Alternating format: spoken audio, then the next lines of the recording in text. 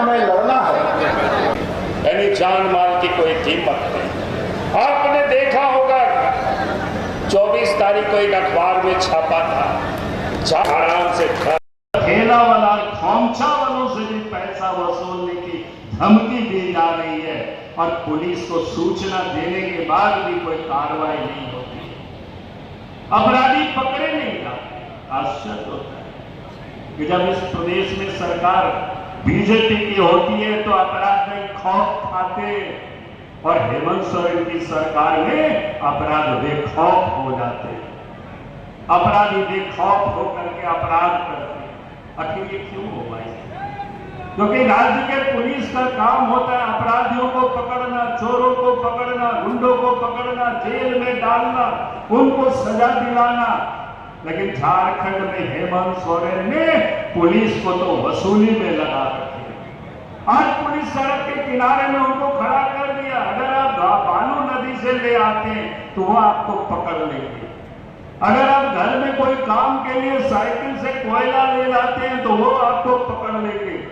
लेकिन बड़े बड़े ट्रक से लोग निकालते हैं और जीटी रोड से बनारस की मंडी में चला जाता है तो उसका हिस्सा पुलिस वाले उठा करके हेमंत सोरेन को पहुंचाते हैं। ये कहानी है झारखंड की। तो अपराध झारखंड में कैसे होते हैं? और इसीलिए मैं आज आप सब लोगों से यही कहने के लिए आया, आपको संकल्प लेकर के जाना, अपराध मुक्त झारखंड बनाने के लिए भारतीय जनता पार्टी को मजबूत करना, यही कहने के लिए, यही निवेदन करने के लिए आया। सोरेन तो उन लोगों को ही बचाने में लगे हुए हैं। आपने पिछले दिनों देखा कि क्या हालत है।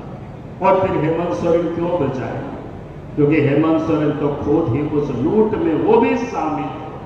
और इसीलिए आज आप देखते होंगे ईडी ने उनको नोटिस देते हैं तो हाई कोर्ट चले जाते, सुप्रीम कोर्ट चले जाते हैं, फिर हाई कोर्ट जाते हैं कि हमें पूछताछ नहीं किया जाए। हमने कहा हेमंत सोरेन जी, अगर आपने कोई गड़बड़ नहीं किया है तो डर का है। हेमंत सोरेन जी कहते थे ना, अखबार में आप लोग पढ़े होंगे, कहते हैं हम आंदोलनकारी के बेटा है, शिबू सोरेन के बेटा है, हम डरते नहीं है। हेमंत है तो हिम्मत है। लेकिन अब ईडी वालों ने नोटिस दिया तो अब डर रहे हैं। अब सुप्रीम कोर्ट से मांग रहे राहत, हाई कोर्ट से मांग रहे राहत। ने कहा कि भाई बकरा की अम्मा खैर कब तक मनाएगी? अब तो उनको जाना ही पड़ेगा। आपने गलत किया, आपने नामी बेनामी संपत्ति और गाना तक आ चुके हैं। हमने तो ये कहा कि इस राज्य से इस सरकार को उखाड़ फेंकना, तभी झारखंड का विकास होगा। कि झारखंड में कानून व्यवस्था जिस प्रकार से बिगड़ गई, विकास हो नहीं रहा है, नौजवान ठगा सा महसूस कर रहा है और भ्रष्टाचार चरम सीमा पर।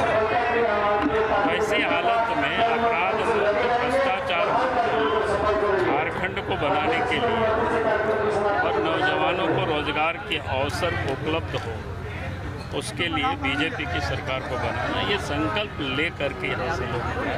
सर, वर्तमान सरकार की जो कार्यकलाप है सर, उस पर क्या कहेंगे सर? वो तो बता चुके भाई, जहाँ तो सब कानून व्यवस्था क्या हालत है। धनबाद में हमको बताना पड़ेगा क्या?